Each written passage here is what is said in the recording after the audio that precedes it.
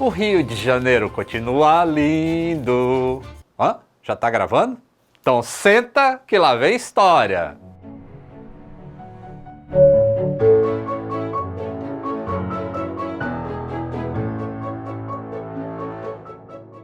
Saudações aeronáuticas daqui de Floripa. Tudo bem com vocês?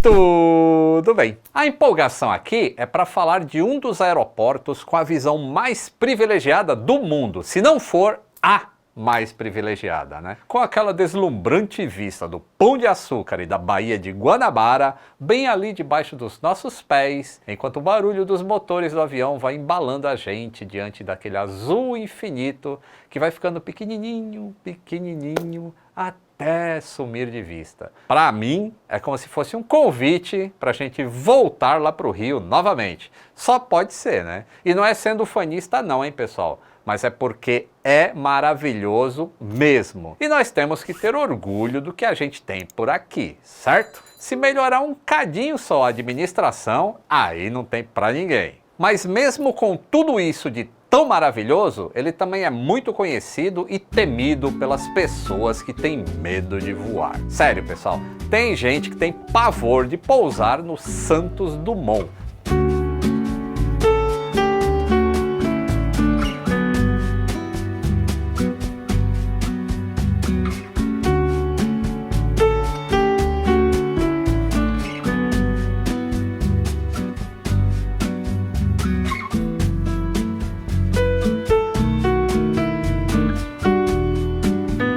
Se esse é o seu caso, acesse semmedodevoar.com.br, o link está aí na descrição. E assim você vai conseguir deixar o medo pra lá e aproveitar a maravilhosa vista que eu estava falando agora há pouco. E ó, depois que você clicar no link, vai lá e preenche seus dados e receba informações. Mas vamos então contar a história do aeroporto Santos Dumont. Deixa aí nos comentários o que você acha dele, tá? E depois que você assistir o vídeo, aí você comenta de novo para entender mais um pouco. Pois bem, era 30 de novembro de 1936 quando foi inaugurado o primeiro aeroporto civil do país, com localização estratégica para atender as pessoas que precisavam de agilidade no deslocamento. Até então, os demais aeródromos estavam ligados às forças militares, ou era hidroavião mesmo, não tinha pista. Mas na verdade mesmo era para ter sido inaugurado em 1934, 2 anos antes. E sabe por que atrasou esses 2 anos? Não sei. Por causa de 2 acidentes que aconteceram por lá. 2 aeronaves da VASP enfrentaram problemas sérios com aviões Junkers 52 numa rota entre São Paulo e Rio de Janeiro. Um desses aviões caiu quase no mar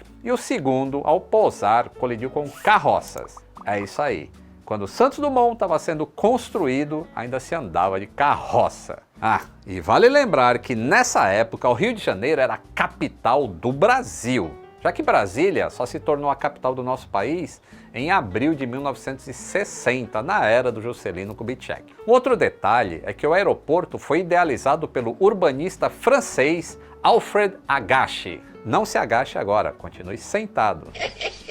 Como a ideia era escolher uma localização estratégica, a opção foi aproveitar uma área na ponta do calabouço. Na verdade, apesar de certa resistência inicial por ser um local tão central, Getúlio Vargas acabou aprovando a ideia e em 1933 ele assinou um decreto com o Plano Geral do Aeroporto do Rio de Janeiro. Inclusive, era um ponto estratégico para a defesa da Baía de Guanabara e da própria cidade do Rio. E por isso, a outra parte da ponta do calabouço foi uma área militar até 1908, quando o arsenal de guerra foi transferido para a ponta do Caju. Além disso, nesse local já eram atracados alguns hidroaviões nacionais e internacionais. E não é sendo nostálgico não, viu? Mas todas as construções nessa época no Brasil parece que tinham um glamour especial. Vocês não acham também? É verdade. Bom, mas com o aeroporto, o glamour não foi diferente. A construção com seu duplo saguão foi um marco na arquitetura moderna brasileira. Os destaques também ficaram para os painéis de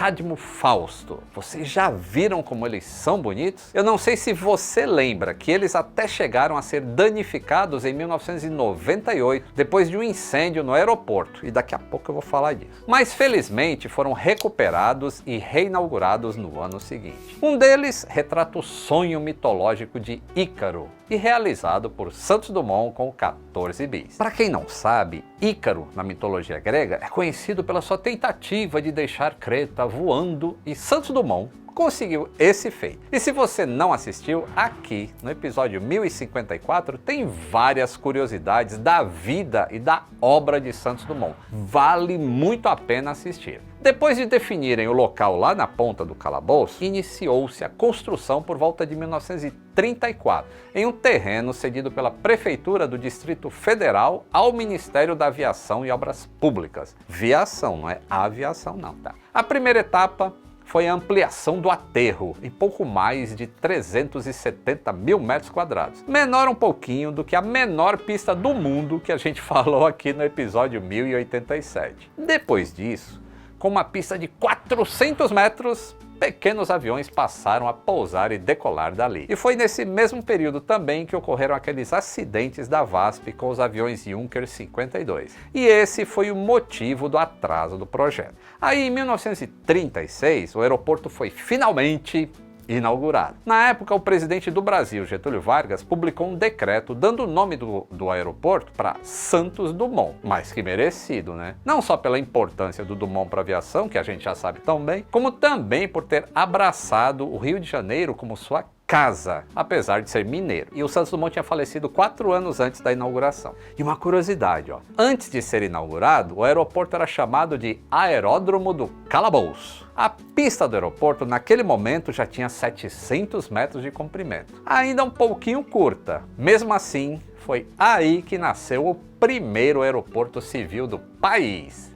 Que legal! Em 1937, um ano depois, o governo federal promoveu um concurso para o projeto da Estação Central dos Passageiros, ou seja, o aeroporto em si. 2 irmãos, Marcelo Roberto e Milton Roberto, venceram esse concurso. E as obras começaram um ano depois, em 1938. Mas o prédio, que estava sendo projetado pelo escritório dos irmãos, só pôde ser inaugurado em 1945, 7 anos depois. Mas não foi por enrolação não, viu? O motivo foi que as obras foram pausadas durante a Segunda Guerra Mundial. Sim, sempre ela que aparece nas nossas histórias.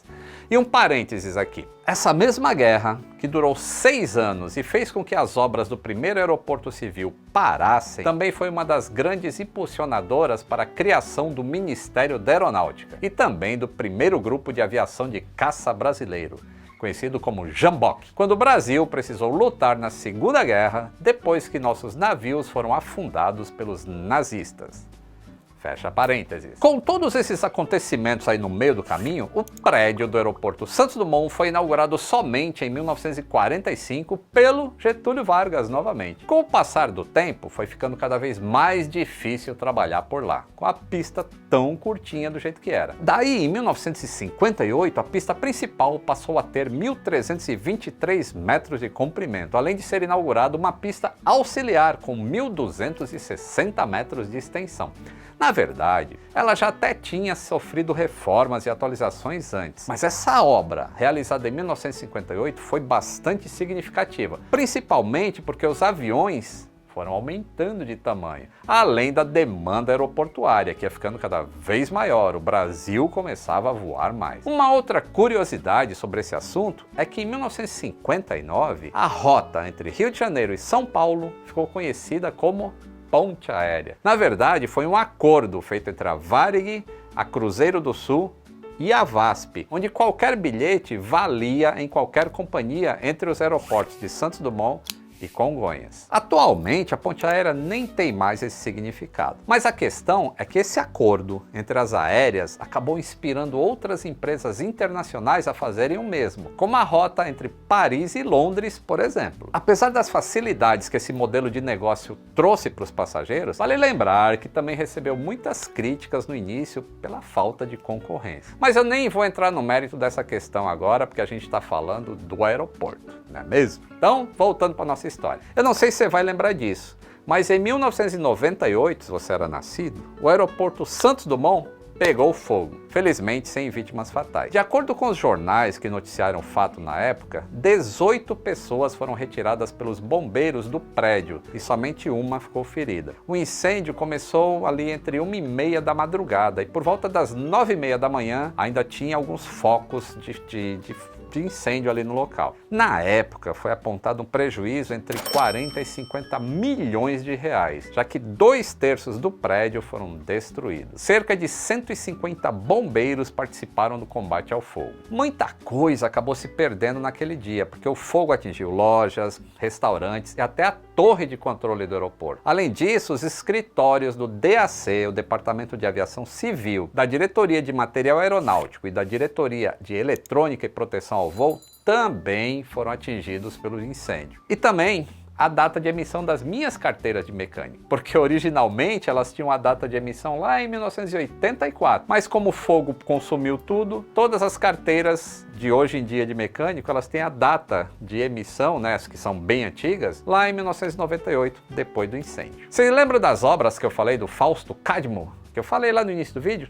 Então, elas também foram queimadas nessa tragédia. Felizmente, pouco tempo depois, o aeroporto foi recuperado e os voos voltaram a operar normalmente por lá. Até os painéis danificados foram recuperados. Isso foi muito legal. E quem conseguiu fazer esse trabalho foi o artista plástico Sansão Pereira e mais 6 auxiliares. Apesar disso, em 2007, um outro incêndio, só que agora de menores proporções, tornou a atingir o aeroporto. Mas o socorro dessa vez chegou bem rápido e além de não ter vítimas, os estragos foram menores também. Mas teve um acidente que marcou a história do aeroporto. Aconteceu no começo dos anos 40 e envolveu 2 aeronaves. Um era um modelo Junkers 52 da VASP, matrícula Papa Papa Sierra Papa Fox. Ele decolou do aeroporto de Santos Dumont e acabou colidindo com o de Havilland 90 Dragonfly, que vinha da Argentina e era argentino. Nessa tragédia morreram 19 pessoas. No mesmo ano, o aeroporto ganhou um novo terminal de passageiros, que dobrou a capacidade de atendimento. E o projeto foi idealizado pelo arquiteto Sérgio Jardim. No novo terminal, ele buscou harmonizar o antigo